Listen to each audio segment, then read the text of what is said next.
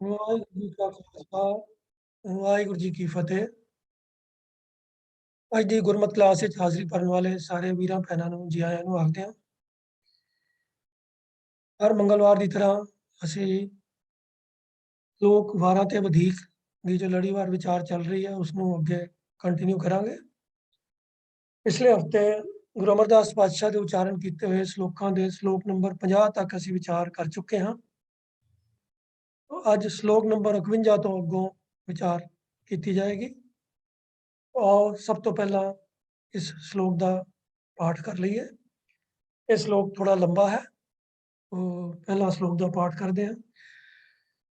तनासरी तनवंती जानिया भाई, जा सतगुर की कार कमाए, तन मन सौंपे जी सो भाई, लय हुक्म फिराओ, जा बैसावे बैसै भाई, जा भेजै ता जाओ,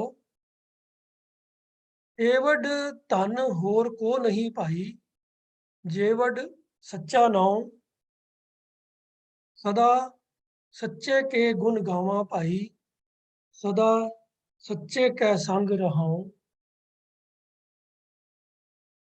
पैनन गुण चंगियाइयां भाई, अपनी पत के साध आपे खाए, इसका क्या सलाहिया भाई, दर्शन को बल जाए।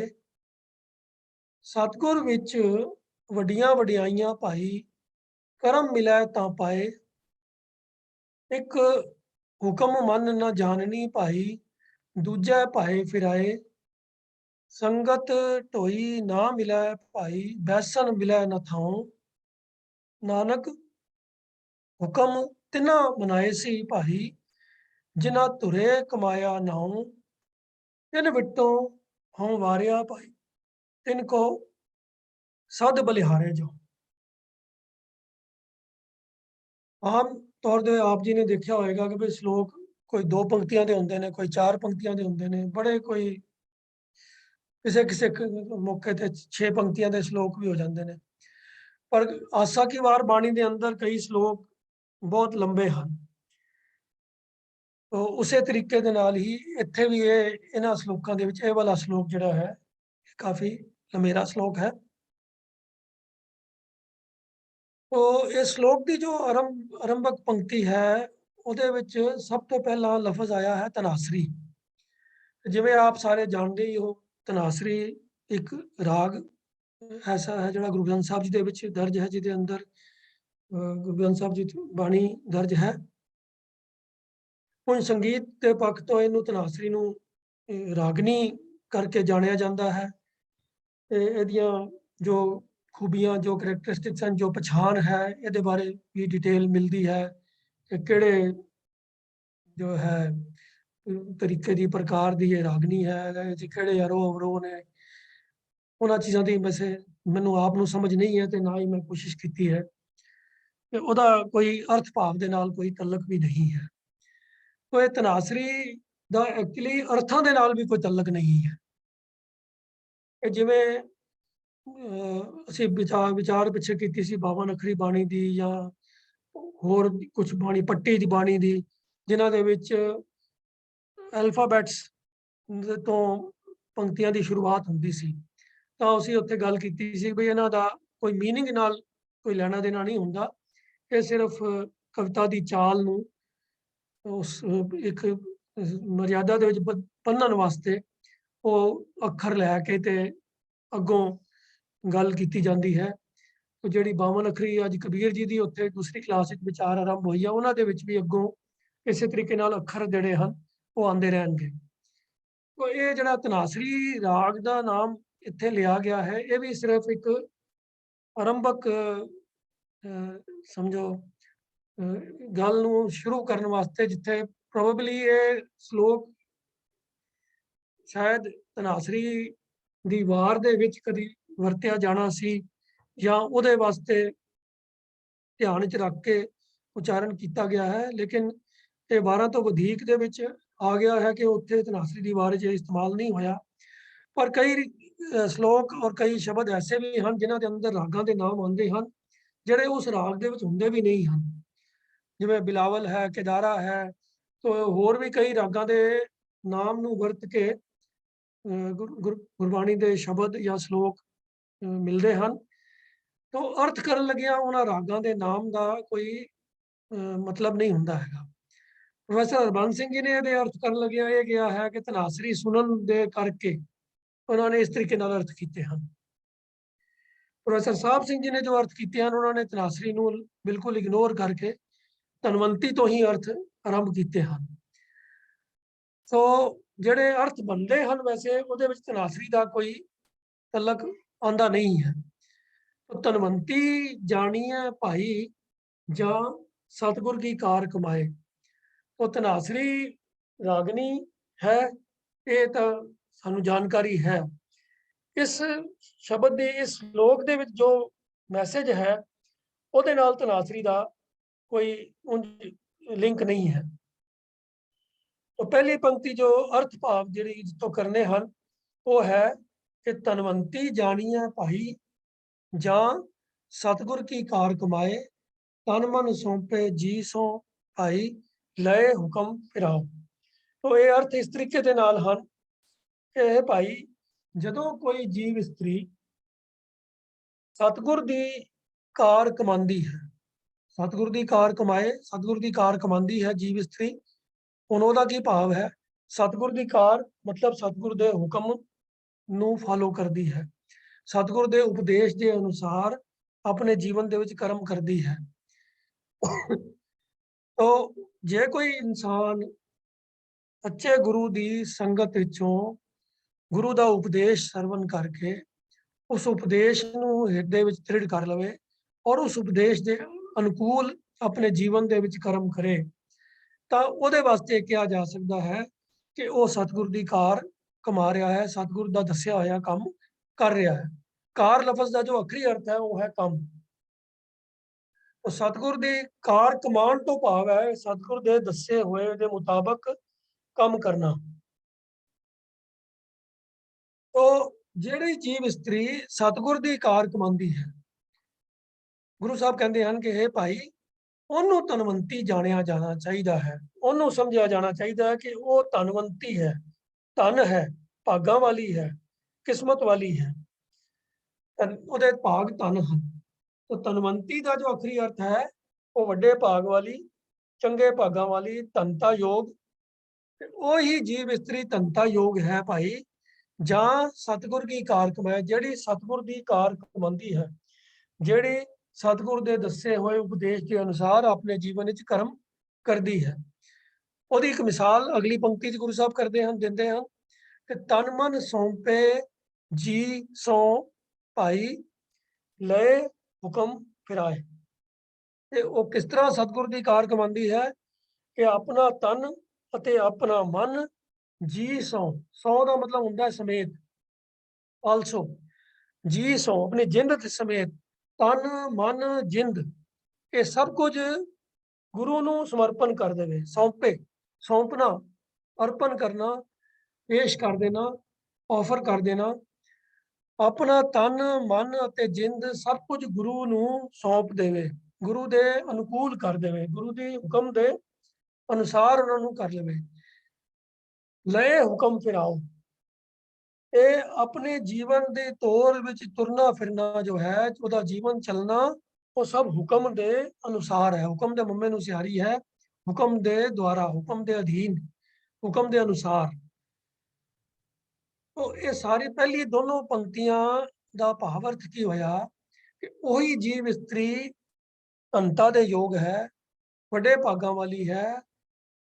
ਐਸੀ ਹੀ ਜੀਵ ਇਸਤਰੀ ਨੂੰ ਧਨਵੰਤੀ ਜਾਣਿਆ ਜਾਣਾ ਚਾਹੀਦਾ ਹੈ ਜਿਹੜੀ ਸਤਿਗੁਰ ਕੀ ਕਾਰ ਕਮਾਏ, ਸਤਿਗੁਰ ਦੇ ਦੱਸੇ ਹੋਏ ਦੇ ਅਨੁਸਾਰ ਆਪਣੇ ਜੀਵਨ ਦੇ ਵਿੱਚ ਕਰਮ ਕਰਦੀ ਹੈ, ਆਪਣਾ ਤਨ ਮਨ ਜਿੰਦ ਸਮੇਤ ਗੁਰੂ ਦੇ ਅੱਗੇ ਸੌਂਪ ਦਿੰਦੀ ਹੈ, ਗੁਰੂ ਨੂੰ ਸਮਰਪਿਤ ਕਰ ਦਿੰਦੀ ਹੈ ਭਾਈ, ਅਤੇ ਗੁਰੂ ਦੇ ਹੁਕਮ ਦੇ ਵਿੱਚ ਹੀ ਉਹਦੇ ਜੀਵਨ ਦਾ ਸਾਰਾ ਤੋਰਾ ਫੇਰਾ, ਚਾਲ ਚਲਨ, ਸਾਰਾ ਕੁਝ ਉਸਦਾ ਗੁਰੂ ਦੇ ਹੁਕਮ ਦੇ ਅਨੁਸਾਰ ਹੀ ਹੁੰਦਾ ਹੈ।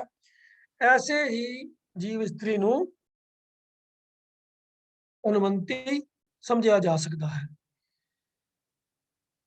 ਅੱਗੇ ਇਸੇ ਹੀ ਕੰਟੀਨਿਊਏਸ਼ਨ ਦੇ ਵਿੱਚ ਫਿਰ ਗੱਲ ਹੋਰ ਅੱਗੇ ਆਉਂਦੀ ਹੈ ਕਿ ਜੈ ਬੈਸਾਵੈ ਬੈਸੈ ਭਾਈ, ਜੈ ਭੇਜੈ ਤੈ ਜਾਉ। ਇਹ ਭਾਈ ਅਸੀਂ ਜੀਵ ਵੈਸੇ ਪ੍ਰਭੂ ਦੇ ਹੁਕਮ ਦੇ ਵਿੱਚ ਹੀ ਜਿਵੇਂ ਉਹ ਬਿਠਾਉਂਦਾ ਹੈ ਤਿਵੇਂ ਹੀ ਬੈਠਦੇ ਹਾਂ, ਜਿੱਥੇ ਉਹ ਭੇਜਦਾ ਹੈ ਉੱਥੇ ਜਾਂਦੇ ਹਾਂ। ਇਹ ਜੀਵਾਂ ਦੇ ਵੱਸ 'ਚ ਨਹੀਂ ਹੈ ਕਿ ਉਹ ਪਰਮਾਤਮਾ ਦੇ ਹੁਕਮ ਤੋਂ ਬਾਹਰ ਹੋ ਸਕਣ। ਜਿਵੇਂ ਜਪ ਪਾਣੀ ਦੇ ਅੰਦਰ ਸ਼ੁਰੂ ਵਿੱਚ ਹੀ ਗੱਲ ਆ ਗਈ ਹੈ, ਹੁਕਮੇ ਅੰਦਰ ਸਭ ਕੋ ਬਾਹਰ ਹੁਕਮ ਨਾ ਕੋਏ। ਇਹ ਉਸ ਸੈਂਸ ਵਿੱਚ ਇਹ ਗੱਲ ਕੀਤੀ ਗਈ ਹੈ ਕਿ ਪਰਮਾਤਮਾ ਦੇ ਹੁਕਮ ਦੇ ਅਧੀਨ ਸਾਰੇ ਹੀ ਜੀਵ ਹਨ, ਤੇ ਜਿੱਥੇ ਜਿਵੇਂ ਜਿਹੜੇ ਜਿਹੜੇ ਕੰਮ ਉਹ ਜੀਵਾਂ ਨੂੰ ਲਾਉਂਦਾ ਹੈ, ਜਿੱਥੇ ਉਹਨਾਂ ਨੂੰ ਬਿਠਾਉਂਦਾ ਹੈ ਉੱਥੇ ਉਹ ਬੈਠਦੇ ਹਨ, ਜਿੱਥੇ ਉਹਨਾਂ ਨੂੰ ਭੇਜਦਾ ਹੈ ਉੱਥੇ ਉਹ ਜਾਂਦੇ ਹਨ। ਫਰਕ ਕੀ ਹੋਇਆ ਜਿਹੜਾ ਇਸ ਪੰਕਤੀ ਵਿੱਚ ਗੱਲ ਕੀਤੀ ਗਈ ਹੈ ਔਰ ਜਿਹੜੀ ਉੱਪਰ ਗੱਲ ਆਈ ਹੈ ਕਿ ਤਨ ਮਨ ਸੌਂਪੇ ਜੀ ਸੋ ਭਾਈ ਲਏ ਹੁਕਮ ਫਿਰੋ। तो ਇਹ ਫਰਕ ਹੈ ਰਜ਼ਾ ਦੇ ਵਿੱਚ ਰਾਜ਼ੀ ਰਹਿਣ ਦਾ। ਹੁਣ ਕਿਸੇ ਵੀ ਦੇਸ਼ ਦੇ ਅੰਦਰ ਜਿੰਨੇ ਵੀ ਦੇਸ਼ ਦੇ ਵਿੱਚ ਵਸਣ ਵਾਲੇ ਲੋਕ ਹਨ, ਉਹਨਾਂ ਸਾਰਿਆਂ ਦੇ ਉੱਤੇ ਉਸ ਦੇਸ਼ ਦਾ ਕਨਸਟੀਟਿਊਸ਼ਨ ਤਾਂ ਲਾਗੂ ਹੁੰਦਾ ਹੈ, ਪਰ ਕੁਝ ਲੋਕ ਹੁੰਦੇ ਹਨ ਜਿਹੜੇ ਉਸ ਕਨਸਟੀਟਿਊਸ਼ਨ ਨੂੰ ਵਿਲਿੰਗਲੀ ਐਕਸੈਪਟ ਕਰਦੇ ਹਨ ਔਰ ਉਹਦੇ ਅਨੁਸਾਰ ਹੀ ਆਪਣਾ ਕੰਮਕਾਰ ਕਰਦੇ ਹਨ, ਉਹਦੇ ਹੁਕਮ ਅਦੂਲੀ ਨਹੀਂ ਕਰਦੇ, ਬਿਲਕੁਲ ਉਹਨੂੰ ਵਾਇਲੇਟ ਨਹੀਂ ਕਰਦੇ। तो ਜਿਹਨੂੰ ਕਹਿੰਦੇ ਆ ਲਾ ਅਬਾਈਡਿੰਗ ਸਿਟੀਜ਼ਨ, तो ਉਹ ਜੋ ਕਾਨੂੰਨ ਹੈ ਜੋ ਨਿਯਮ ਹਨ ਉਸਨੂੰ ਖੁਸ਼ੀ ਖੁਸ਼ੀ ਪ੍ਰਵਾਨ ਕਰਦੇ ਹਨ, ਉਹਦੇ ਅਨੁਸਾਰ ਹੀ ਆਪਣੇ ਸਾਰੇ ਕੰਮ ਕਰਦੇ ਹਨ। ਪਰ ਦੇਸ਼ ਦੇ ਅੰਦਰ ਵਸਣ ਵਾਲੇ ਕੁਝ ਲੋਕ ਐਸੇ ਵੀ ਹੁੰਦੇ ਹਨ ਜਿਹੜੇ ਹੁਕਮ ਦੀ ਅਦੂਲੀ ਕਰਦੇ ਹਨ, ਜਿਹੜੇ ਲਾ ਵਾਇਲੇਟ ਕਰਦੇ ਹਨ, ਜਿਹੜੇ ਨਿਯਮਾਂ ਨੂੰ ਦਾ ਉਲੰਘਣ ਕਰਦੇ ਹਨ। ਤੇ ਜਦੋਂ ਫਿਰ ਉਹਨਾਂ ਦੀ ਉਲੰਘਣਾ ਪਕੜੀ ਜਾਂਦੀ ਹੈ, ਪਕੜ ਵਿੱਚ ਆ ਜਾਂਦੇ ਹਨ ਤੇ ਉਹ ਸਜ਼ਾ ਵੀ ਭੁਗਤਦੇ ਹਨ।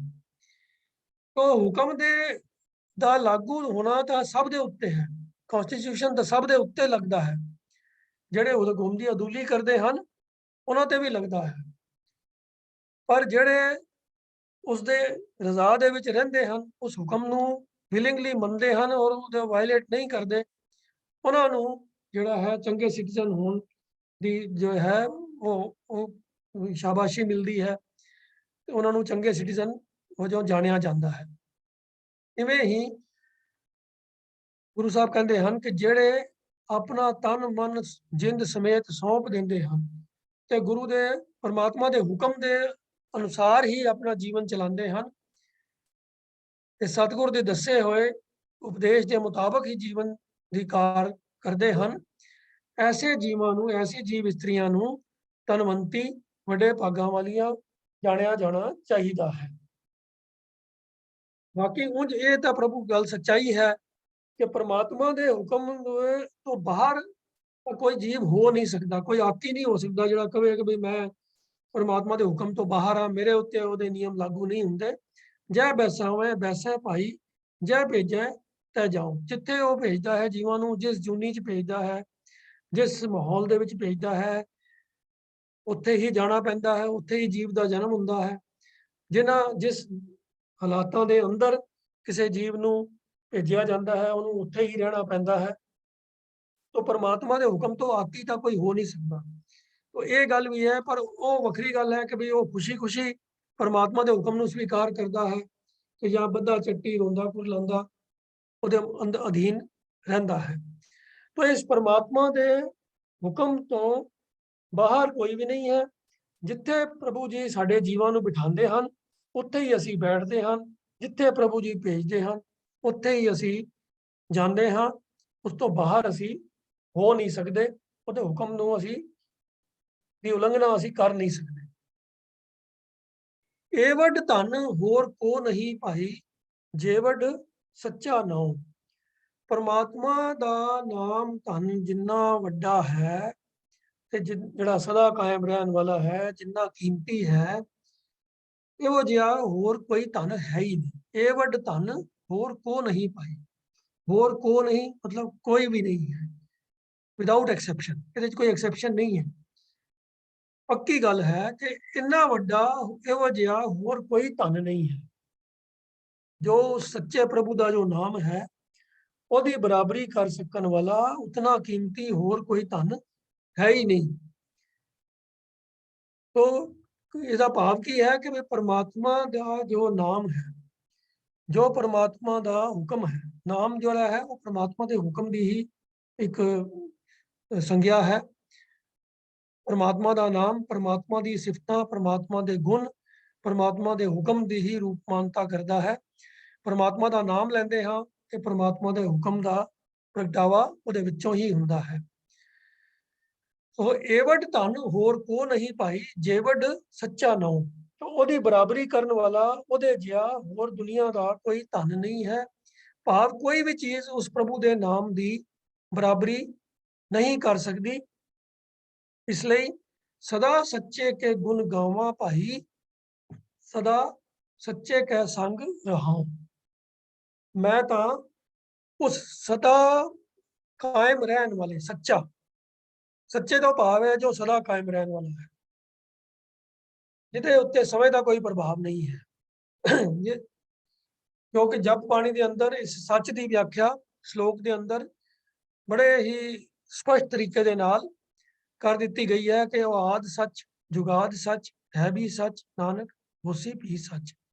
ਤਿੰਨ ਕਾਲ ਤਾਂ ਸਾਰਿਆਂ ਨੂੰ ਹੀ ਸਮਝ ਆ ਜਾਂਦੇ ਹਨ, ਭੂਤਕਾਲ, ਵਰਤਮਾਨ ਕਾਲ, ਭਵਿੱਖਤ ਕਾਲ। ਪਰ ਗੁਰੂ ਸਾਹਿਬ ਨੇ ਇਸ ਸ਼ਲੋਕ ਦੇ ਅੰਦਰ ਇੱਕ ਜੁਗਾਦ ਤੋਂ ਇਲਾਵਾ ਇੱਕ ਆਦ ਲਫ਼ਜ਼ ਵੀ ਨਾਲ ਵਰਤਿਆ ਹੈ। ਉਹ ਜੁਗਾਦ ਤਾਂ ਹੈ ਜਦੋਂ ਜੁਗਾਂ ਦਾ ਆਰੰਭ ਹੋਇਆ। ਅਸੀਂ ਜੁਗਾਂ ਦੇ ਵਿਚਕਾਰ ਹਾਂ, ਪਤਾ ਨਹੀਂ ਯੁੱਗ ਕਦੋਂ ਦੇ ਆਰੰਭ ਹੋਏ ਹਨ ਤੇ ਕਦੋਂ ਤੱਕ ਚੱਲਣੇ ਹਨ। ਯੁੱਗ ਤੋਂ ਭਾਵ ਹੈ ਸਮੇਂ ਦੀ ਵੰਡ। तो समय की वंड कदों तो शुरू हुई, साढ़े तो बहुत पहला हुई, तो अजे होर कितनी चली जाएगी सानू कोई पता नहीं। तो जुगात तो भाव है जदों समा आरंभ होया, पर आद वो है जदों अजे समा भी नहीं सी, जदों अजे कुछ भी नहीं सी, जदों केवल ते केवल परमात्मा ही सी, जिहदा वर्णन गुरबाणी विच इस तरीके दे नाल आया है कि अरबद नरबद धुंधू कारा, धरन न गगना हुकम अपारा, ना दिन रैन न चंद न सूरज। तो जदों इहो ਜਿਹੇ हालात सीगे, ਜਦੋਂ ਕੁਝ ਵੀ ਨਹੀਂ ਸੀਗਾ, ਦਿਨ ਵੀ ਨਹੀਂ ਸੀ, ਰਾਤ ਵੀ ਨਹੀਂ ਸੀ, ਇਹ ਜੋ ਸਮੇਂ ਦੀ ਵੰਡ ਹੈ ਇਹ ਦਿਨ ਰਾਤ ਦੇ ਉੱਤੇ ਹੀ ਨਿਰਭਰ ਹੈ। ਸੋ ਨਾ ਸੂਰਜ ਸੀ, ਨਾ ਰੋਸ਼ਨੀ ਸੀ, ਨਾ ਦਿਨ ਸੀ, ਨਾ ਰਾਤ ਸੀ, ਕੁਝ ਵੀ ਨਹੀਂ ਸੀ। ਤਾਂ ਉਦੋਂ ਕੌਣ ਸੀ ਤੇ ਕੀ ਸੀ? ਉਦੋਂ ਕੇਵਲ ਤੇ ਕੇਵਲ ਇੱਕ ਸੱਚ ਸੀ, ਉਹ ਪਰਮਾਤਮਾ ਪ੍ਰਭੂ ਆਪ ਹੀ ਸੀ ਨਿਰਗੁਣ ਸਰੂਪ ਦੇ ਅੰਦਰ। ਉਹ ਆਦ ਲਫ਼ਜ਼ ਜਿਹੜਾ ਹੈ ਉਹ ਉਸ ਅਵਸਥਾ ਨੂੰ ਰੂਪਮਾਨ ਕਰਦਾ ਹੈ। ਸੋ ਉਸ ਸ਼ਲੋਕ ਦੇ ਅੰਦਰ ਵੀ ਇਹ ਗੱਲ ਉਦੋਂ ਉਹਦੇ ਵਿੱਚ ਇਸ ਤਰੀਕੇ ਨਾਲ ਵੀ ਦ੍ਰਿੜ ਕਰਾਈ ਗਈ ਹੈ ਕਿ ਜਦੋਂ ਹੋਰ ਕੁਝ ਵੀ ਨਹੀਂ ਸੀ ਉਦੋਂ ਵੀ ਉਹ ਸਦਾ ਕਾਇਮ ਰਹਿਣ ਵਾਲਾ ਪ੍ਰਭੂ केवल ਤੇ केवल ਉਹ ਆਪ ਹੀ ਸੀ। तो ऐसा सच्चा जो सदा कायम रहने वाला है, जदों समा नहीं भी है ਤਾਂ ਵੀ ਉਹ ਹੈ, ਇਹ ਜਦੋਂ ਸਮਾਂ नहीं रहेगा उदों भी वो रहेगा, उसी भी सच वो रहेगा, वो सदा कायम रहने वाला है।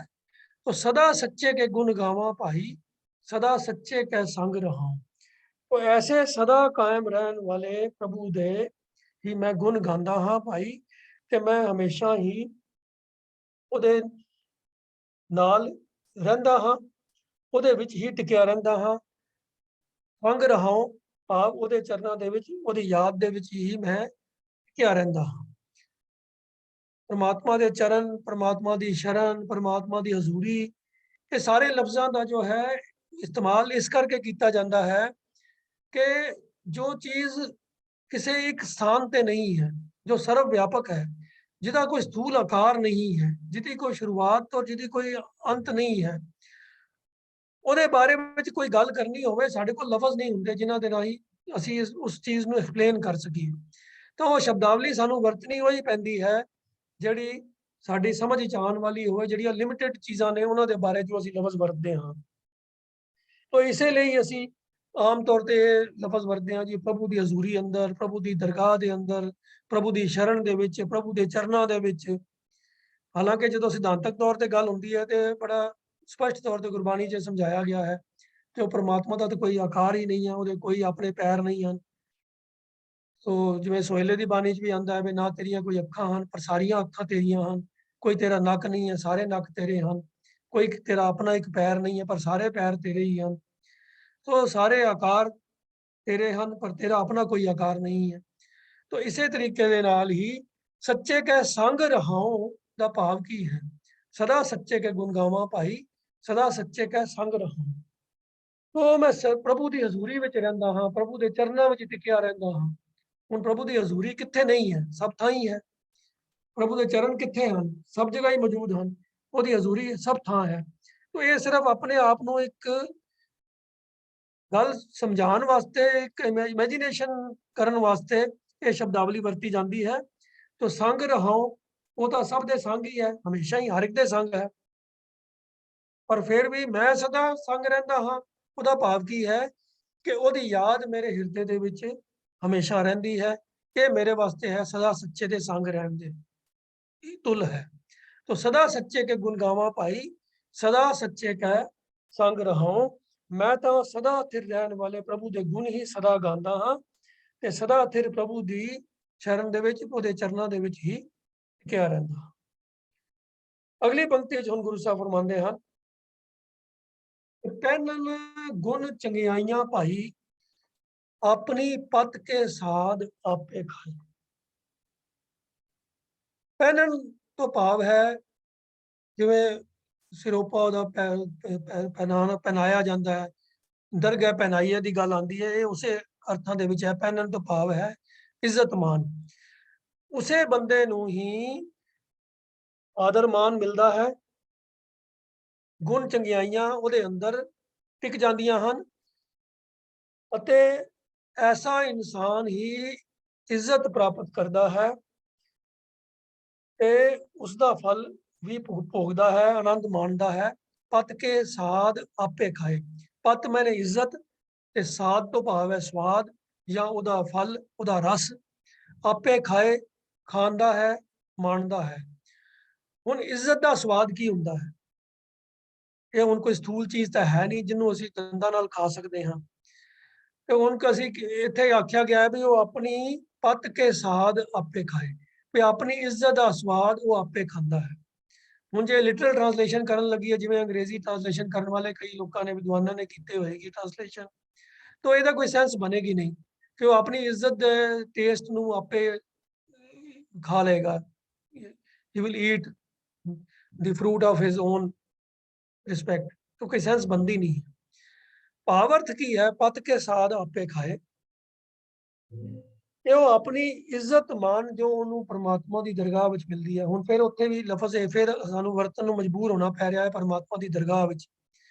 ਉਹਦਾ ਭਾਵ ਇਹੋ ਹੀ ਹੈ ਕਿ ਪਰਮਾਤਮਾ ਦੇ ਹੁਕਮ ਦੇ ਅਧੀਨ, ਉਹਦੇ ਅਟਲ ਨਿਯਮ ਦੇ ਅਨੁਸਾਰ ਉਸ ਇਨਸਾਨ ਨੂੰ ਇੱਜ਼ਤ ਮਾਨ, ਗੁਣ ਚੰਗਿਆਈਆਂ ਆਦਿਕ ਉਹਦੇ ਹਿਰਦੇ ਵਿੱਚ ਟਿਕ ਜਾਂਦੀਆਂ ਹਨ। ਉਹਦਾ ਜੀਵਨ ਗੁਨਾਹ ਵਾਲਾ ਹੋ ਜਾਂਦਾ ਹੈ, ਚੰਗਿਆਈਆਂ ਵਾਲਾ ਹੋ ਜਾਂਦਾ ਹੈ, ਅਤੇ ਉਹ ਆਪਣੀ ਇੱਜ਼ਤ ਦਾ ਫਲ ਦਾ ਆਨੰਦ ਮਾਣਦਾ ਹੈ। ਉਹਦੀ ਜਦੋਂ ਸ਼ੋਭਾ ਹੁੰਦੀ ਹੈ, ਉਸ ਨੂੰ ਚੰਗਾ ਮੰਨਿਆ ਜਾਂਦਾ ਹੈ, ਉਹਦਾ ਸਤਿਕਾਰ ਹੁੰਦਾ ਹੈ, ਉਸ ਹਾਲਾਤ ਦਾ ਉਹ ਆਨੰਦ ਮਾਣਦਾ ਹੈ, ਖੁਸ਼ੀ ਦੇ ਵਿੱਚ, ਖੇੜੇ ਦੇ ਵਿੱਚ ਉਹ ਰਹਿੰਦਾ ਹੈ। ਉਹ ਇਹ ਇਸ ਦਾ ਭਾਵ ਅਰਥ ਹੈ। ਉਹ ਇਹ ਕਿਹਦੇ ਬਾਰੇ ਗੱਲ ਹੋ ਰਹੀ ਹੈ? ਇਹ ਉਸ ਬੰਦੇ ਦੀ ਗੱਲ ਹੋ ਰਹੀ ਹੈ ਜਿਹਦੀ ਪਿਛਲੀ ਪੰਕਤੀ ਵਿੱਚ ਆਇਆ ਸੀ ਜ਼ਿਕਰ ਕਿ सदा सच्चे के गुण गावा भाई, सदा सच्चे का संग रहा। ਜਿਹੜਾ ਇਨਸਾਨ ਹਮੇਸ਼ਾ ਹੀ ਉਸ ਸੱਚੇ ਪ੍ਰਭੂ ਦੀ ਗੁਣ ਸਿਫਤ ਸਲਾਹ ਦੇ ਵਿੱਚ ਜੁੜਿਆ ਰਹਿੰਦਾ ਹੈ, ਉਹਦੀ ਹਜ਼ੂਰੀ ਦੇ ਵਿੱਚ ਹੀ ਰਹਿੰਦਾ ਹੈ, ਉਹਦੀ ਯਾਦ ਦੇ ਵਿੱਚ ਹਮੇਸ਼ਾ ਪ੍ਰਭੂ ਦੀ ਉਹਦੇ ਨਾਲ ਉਹਦੀ ਸੁਰਤ ਜਿਹੜੀ ਹੈ ਟਿਕੀ ਰਹਿੰਦੀ ਹੈ ਪ੍ਰਭੂ ਦੇ ਨਾਲ।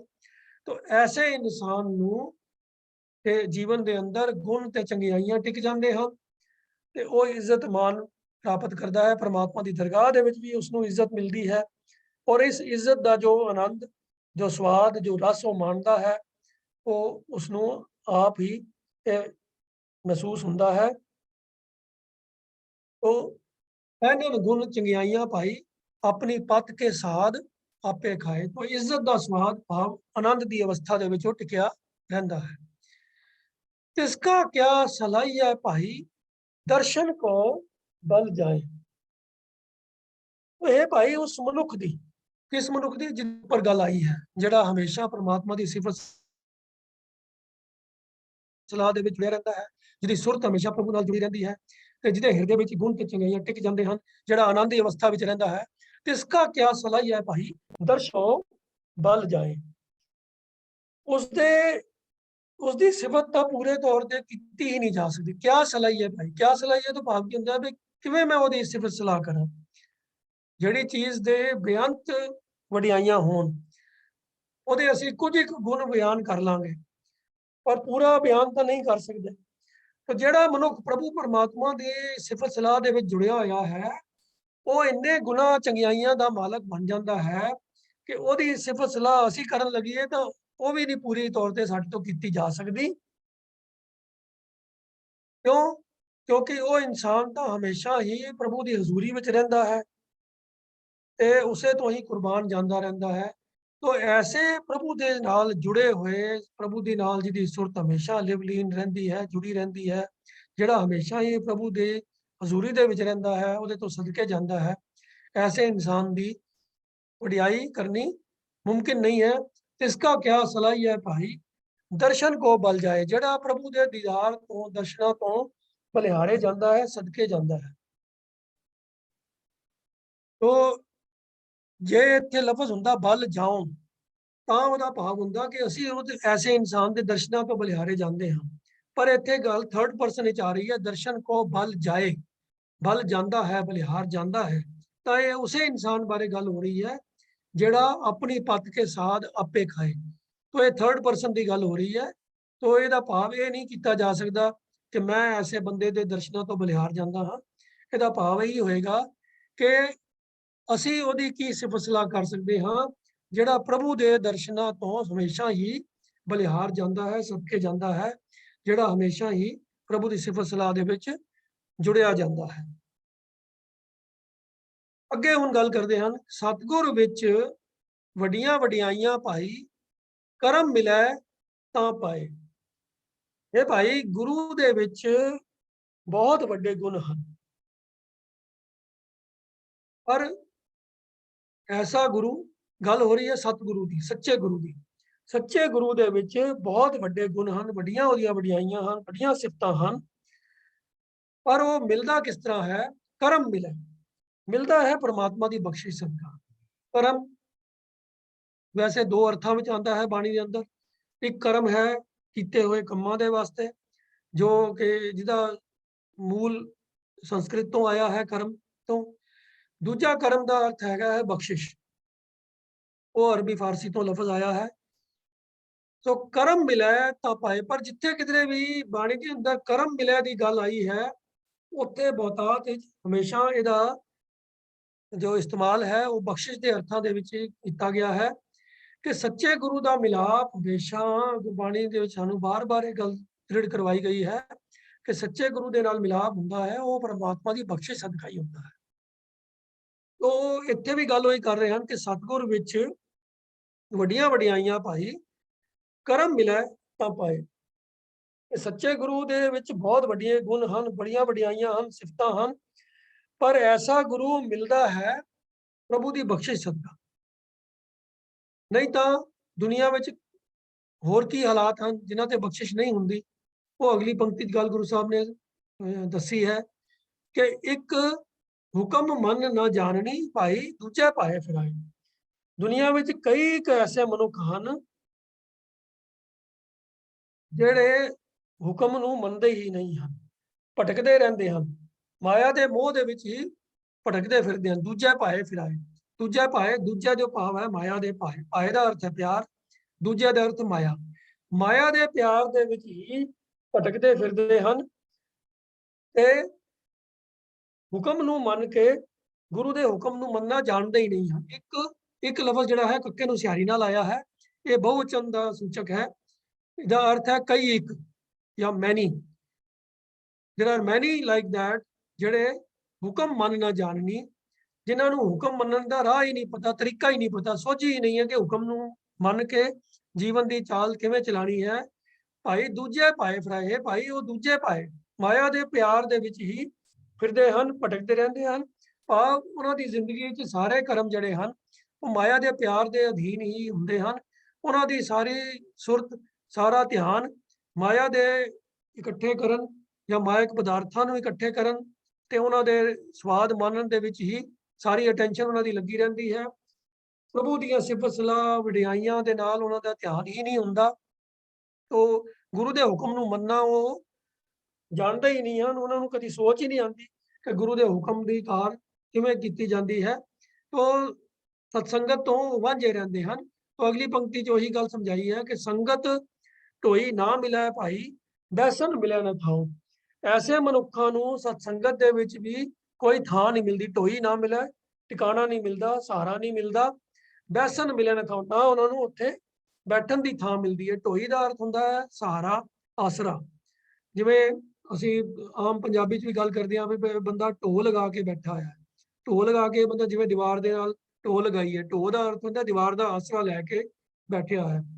ਤਾਂ ਢੋਹ ਦਾ ਅਰਥ ਹੈ ਆਸਰਾ ਜਾਂ ਸਹਾਰਾ।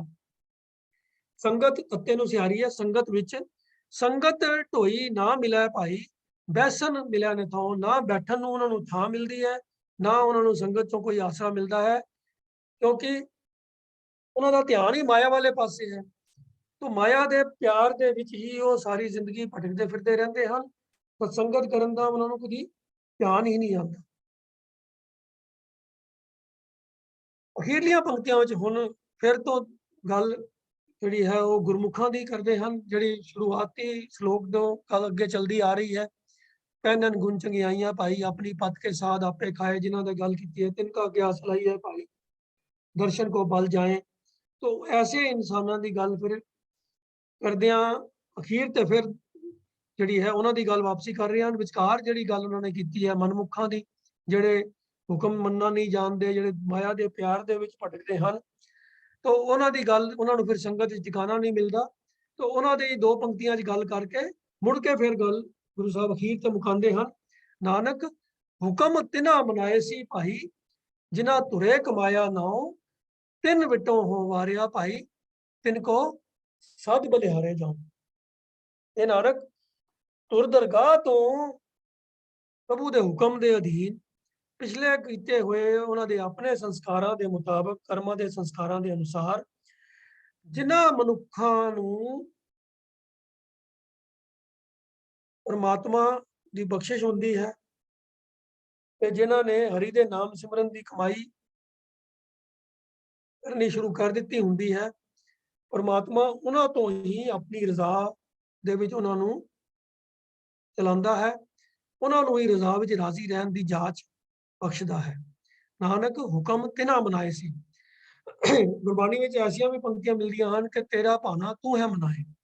हे ਪ੍ਰਭੂ ਜੀ, ਉਹ ਤੇਰਾ ਹੁਕਮ ਮੰਨਣਾ, ਤੇਰੇ ਭਾਣੇ ਨੂੰ ਮੰਨਣਾ, ਇਹ ਇਨਸਾਨ ਦੇ ਆਪਣੇ ਵੱਸ ਦੀ ਗੱਲ ਨਹੀਂ ਹੈ। ਤੋ ਪ੍ਰਮਾਤਮਾ ਜਿਨ੍ਹਾਂ ਦੇ ਉੱਤੇ ਬਖਸ਼ਿਸ਼ ਕਰਦਾ ਹੈ, ਕਰਮ ਮਿਲੇ ਤਾਂ ਪਾਏ। ਜਿਵੇਂ ਸਤਿਗੁਰ ਦੇ ਨਾਲ ਮਿਲਾਪ ਵੀ ਬਖਸ਼ਿਸ਼ ਦਾ ਸਦਕਾ ਹੀ ਹੁੰਦਾ ਹੈ, ਕਿਵੇਂ ਹੀ ਹੁਕਮ ਵੀ ਉਹੀ ਮੰਨਦੇ ਹਨ, ਹੁਕਮ ਦੇ ਅਨੁਸਾਰ ਵੀ ਉਹੀ ਚੱਲਦੇ ਹਨ। ਜਿਨ੍ਹਾਂ ਤੁਰੇ ਕਮਾਇਆ ਨਾਉ, ਜਿਨ੍ਹਾਂ ਨੂੰ ਉਤੋਂ ਹੀ ਪਰਮਾਤਮਾ ਆਪਣੀ ਰਜ਼ਾ ਦੇ ਵਿੱਚ ਰਾਜ਼ੀ ਰੱਖਣਾ ਸਿਖਾ ਦਿੰਦਾ ਹੈ, ਜਿਨ੍ਹਾਂ ਨੂੰ ਆਪਣੀ ਜਾਚ ਬਖਸ਼ ਦਿੰਦਾ ਹੈ। ਨਾਨਕ ਹੁਕਮ ਤਿਨਾ ਮਨਾਏ ਸੀ। ਤੋ ਇਹ ਪਰਮਾਤਮਾ ਵਾਸਤੇ ਗੱਲ ਆ ਰਹੀ ਹੈ ਕਿ ਪਰਮਾਤਮਾ ਉਹਨਾਂ ਕੋਲੋਂ ਆਪਣਾ ਹੁਕਮ ਮਨਾ ਲੈਂਦਾ ਹੈ, ਉਹਨਾਂ ਨੂੰ ਇਹ ਜਾਚ ਬਖਸ਼ ਦਿੰਦਾ ਹੈ। ਜਿਨ੍ਹਾਂ ਤੁਰੇ ਕਮਾਇਆ ਨਾਉ, ਜਿਨ੍ਹਾਂ ਨੇ ਤੁਰ ਦਰਗਾਹ ਤੋਂ ਆਪਣੇ ਪਿਛਲੇ ਕੀਤੇ ਹੋਏ ਸੰਸਕਾਰਾਂ ਦੇ ਮੁਤਾਬਕ ਨਾਮ ਦੀ ਕਮਾਈ ਕੀਤੀ ਹੁੰਦੀ ਹੈ, ਜਿਨ੍ਹਾਂ ਨੇ ਪ੍ਰਭੂ ਦੇ ਨਾਲ ਜੋੜੀ ਹੁੰਦੀ ਹੈ। ਤੋ ਐਸੇ ਇਨਸਾਨਾਂ ਤੋਂ ਗੁਰੂ ਸਾਹਿਬ ਕਹਿੰਦੇ ਹਨ ਕਿ ਮੈਂ ਉਹਨਾਂ ਤੋਂ ਕੁਰਬਾਨ ਜਾਂਦਾ ਹਾਂ। ਤਿੰਨ ਵਿਟੋਂ ਹੋ ਵਾਰਿਆ ਭਾਈ, ਤਿੰਨ ਕੋ ਸਦ ਬਲਿਹਾਰੇ ਜਾਉ। ਇਹ ਭਾਈ, ਮੈਂ ਉਹਨਾਂ ਮਨੁੱਖਾਂ ਤੋਂ ਸਦਾ ਸਦਾ ਹੀ ਕੁਰਬਾਨ ਜਾਂਦਾ ਹਾਂ, ਸਦਕੇ ਜਾਂਦਾ ਹਾਂ, ਸਦਾ ਸਦਾ ਕੁਰਬਾਨ ਜਾਂਦਾ ਹਾਂ, ਜਿਨ੍ਹਾਂ ਦੇ ਉੱਤੇ ਇਹ ਪ੍ਰਮਾਤਮਾ ਦੀ ਬਖਸ਼ਿਸ਼ ਹੁੰਦੀ ਹੈ, ਜਿਹੜੇ ਉਹਦੀ ਹੁਕਮ ਦੀ ਰਜ਼ਾ ਦੇ ਵਿੱਚ ਰਾਜ਼ੀ ਰਹਿੰਦੇ ਹਨ। ਤੋ ਇਸ ਸਾਰੇ ਸ਼ਲੋਕ ਦੇ ਅੰਦਰ ਜੋ ਗੁਰੂ ਸਾਹਿਬ ਨੇ ਮੈਸੇਜ ਦਿੱਤਾ ਹੈ ਕਿ ਪਰਮਾਤਮਾ ਦਾ ਹੁਕਮ ਉਹ ਬਾਹਰ ਕੋਈ ਵੀ ਨਹੀਂ ਹੈ, ਪਰ ਜਿਹੜੇ ਉਹਦੇ ਹੁਕਮ ਦੀ ਕਾਰ ਕਮਾਉਂਦੇ ਹਨ, ਉਹਦੇ ਹੁਕਮ ਦੇ ਵਿੱਚ ਰਾਜ਼ੀ ਰਹਿੰਦੇ ਹਨ, ਉਹਨਾਂ ਤੋਂ ਹੀ ਮੈਂ ਸਦਕੇ ਜਾਂਦਾ ਹਾਂ, ਕਿਉਂਕਿ ਉਹ ਆਪਣਾ ਜੀਵਨ ਸਫਲ ਕਰ ਲੈਂਦੇ ਹਨ। ਉਹ ਸਦਾ ਸੱਚੇ ਦੇ ਗੁਨਾਹ ਦੇ ਨਾਲ ਜੁੜੇ ਰਹਿੰਦੇ ਹਨ, ਉਹਦੇ ਦੀਦਾਰ, ਉਹਦੀ ਹਜ਼ੂਰੀ ਦੇ ਵਿੱਚ ਆਪਣੇ ਆਪ ਨੂੰ ਰੱਖਦੇ ਹਨ। ਪਰ ਇਹਦੇ ਉਲਟ ਦੂਜੇ ਐਸੇ ਵੀ ਹਨ ਜਿਹੜੇ ਹੁਕਮ ਦੀ ਕਾਰ ਕਮਾਣੀ ਨਹੀਂ ਜਾਣਦੇ, ਜਿਹੜੇ ਮਾਇਆ ਦੇ ਮੋਹ ਦੇ ਵਿੱਚ ਹੀ ਭਟਕਦੇ ਹਨ, ਉਹ ਸੰਗਤ ਤੋਂ ਵੀ ਵਾਂਝੇ ਰਹਿੰਦੇ ਹਨ। ਸੋ ਇਹ ਕੰਟਰਾਸਟ ਇੱਥੇ ਵੀ ਗੁਰੂ ਸਾਹਿਬ ਨੇ ਪੇਸ਼ ਕਰ ਦਿੱਤਾ ਹੈ ਕਿ ਪਰਮਾਤਮਾ ਦੀ ਰਜ਼ਾ ਦੇ ਵਿੱਚ ਰਾਜ਼ੀ ਰਹਿਣ ਵਾਲੇ ਤੇ ਮਾਇਆ ਦੇ ਮੋਹ ਦੇ ਵਿੱਚ ਭਟਕਣ ਵਾਲੇ। ਉਹਨਾਂ ਦੀ ਹੀ ਸਿਫਤ ਸਲਾਹ, ਉਹਨਾਂ ਦੀ ਵਡਿਆਈ ਕਰਦੇ ਹਨ ਗੁਰੂ ਸਾਹਿਬ, ਜਿਹੜੇ ਹੁਕਮ ਦੀ ਕਾਰ ਕਮਾਉਂਦੇ ਹਨ, ਉਹਦੀ ਰਜ਼ਾ ਦੇ ਵਿੱਚ ਰਾਜ਼ੀ ਰਹਿੰਦੇ ਹਨ। ਅਗਲਾ ਸ਼ਲੋਕ ਨੰਬਰ ਹੈ ਜੀ ਸ਼ਲੋਕ 52।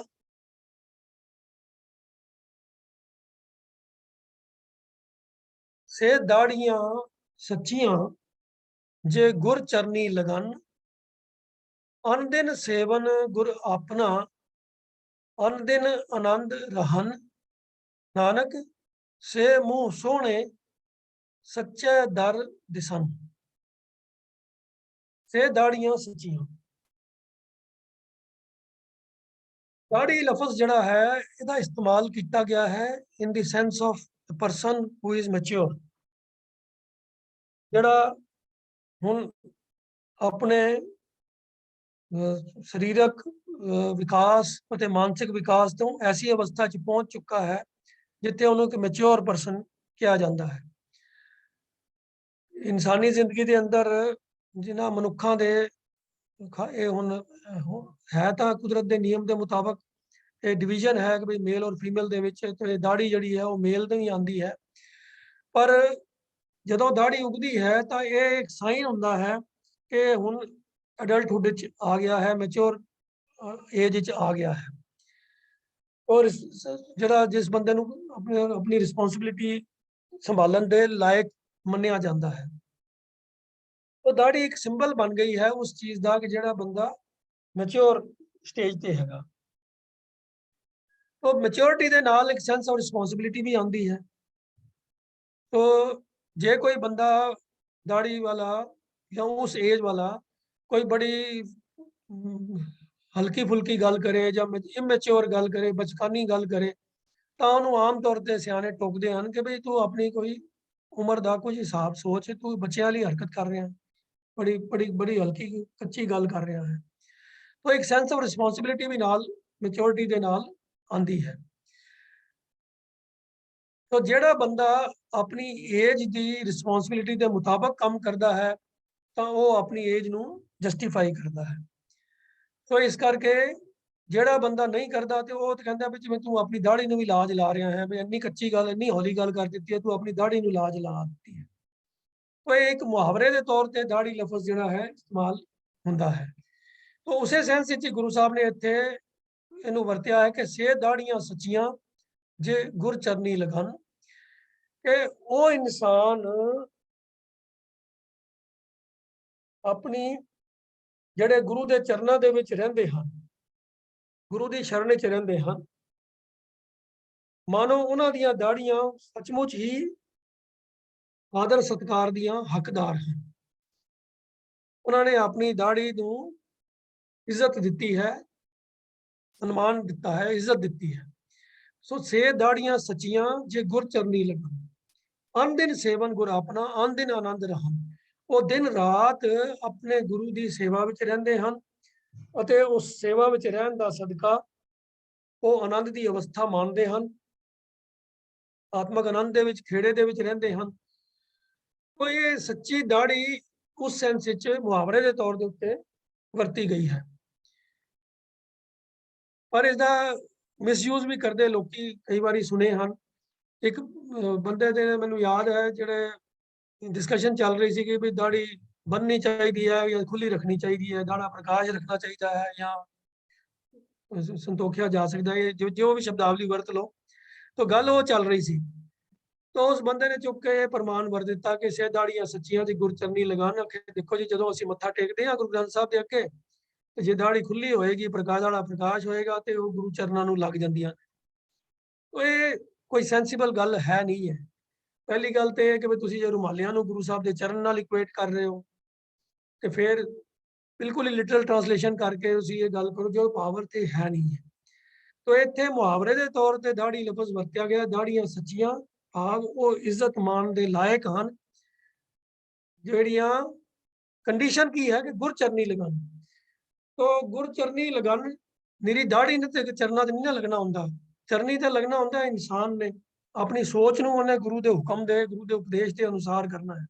ਕਿਸੇ ਦੇ ਚਰਨੀ ਲੱਗਣ ਤੋਂ ਭਾਵ ਕੀ ਹੁੰਦਾ ਹੈ कि जो तुहाडा आग्या, जो तुहाडा हुक्म, वो मेरे वास्ते प्रवान है, वही मेरे वास्ते हुक्म है, जो मैनू अपने जीवन विच इस्तेमाल करना है, उहदे मुताबिक मैं अपना जीवन चलाना है।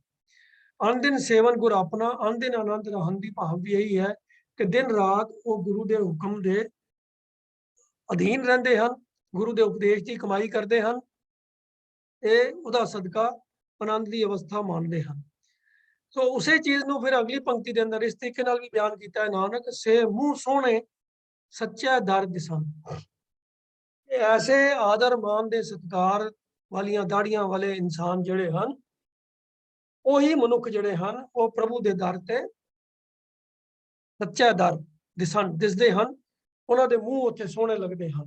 ਹੁਣ ਮੂੰਹ ਸੋਹਣੇ ਲੱਗਦੇ ਹਨ ਤੇ ਉਹਦੇ ਵਾਸਤੇ ਹੁਣ ਕੋਈ ਹੋਰ ਟੋਟਕਾ ਜੋੜਨਾ ਪਏਗਾ ਵੀ ਮੂੰਹ ਸੋਹਣਾ ਕਿਵੇਂ ਹੁੰਦਾ ਹੈ। ਉਹ ਮੂੰਹ ਸੋਹਣਾ ਵੀ ਉਹਨਾਂ ਦਾ ਹੀ ਹੈ ਜਿਹੜੇ ਗੁਰੂ ਦੇ ਹੁਕਮ ਦੀ ਕਾਰ ਕਮਾਉਂਦੇ ਹਨ। ਉਹ ਦਾੜੀਆਂ ਵੀ ਉਹਨਾਂ ਦੀਆਂ ਸੱਚੀਆਂ ਹਨ ਜਿਹੜੇ ਗੁਰੂ ਦੀ ਚਰਨੀ ਲੱਗ ਕੇ ਗੁਰੂ ਦੇ ਉਪਦੇਸ਼ ਦੀ ਕਮਾਈ ਕਰਦੇ ਹਨ, ਗੁਰੂ ਦੇ ਹੁਕਮ ਦੇ ਅਨੁਸਾਰ ਜੀਵਨ ਚਲਾਉਂਦੇ ਹਨ। तो ये तीनों पंक्तियां के अंदर जो उपदेश दिता गया है वही कि ਜਿਹੜੇ इंसान गुरु की शरण विच पै के गुरु के उपदेश की कमाई करते हैं, उन्हां दा जीवन इज्जत वाला ते आनंद वाला बन जाता है और वो परमात्मा की दरगाह दे विच भी उन्हां दे मुख उजले हुंदे हन, सोहणे हुंदे हन, इज्जत पाते हैं। ये सारी तीनों पंक्तियों का भावार्थ यही है कि गुरु के हुक्म की कमाई करने वाले इंसान इज्जत पाते हैं, ਮਾਨ ਪਾਉਂਦੇ ਹਨ, ਪਰਮਾਤਮਾ ਦੇ ਦਰ ਤੇ ਸ਼ੋਭਾ ਪਾਉਂਦੇ ਹਨ। ਤੋ ਅੱਜ ਦੇ ਵਿਚਾਰ ਨੂੰ ਇੱਥੇ ਹੀ ਸੰਕੋਚਦੇ ਹਾਂ ਜੀ। ਹੋਈਆਂ ਭੁੱਲਾਂ ਦੀ ਖਿਮਾ। ਵਾਹਿਗੁਰੂ ਜੀ ਕਾ ਖਾਲਸਾ, ਵਾਹਿਗੁਰੂ ਜੀ ਕੀ ਫਤਿਹ।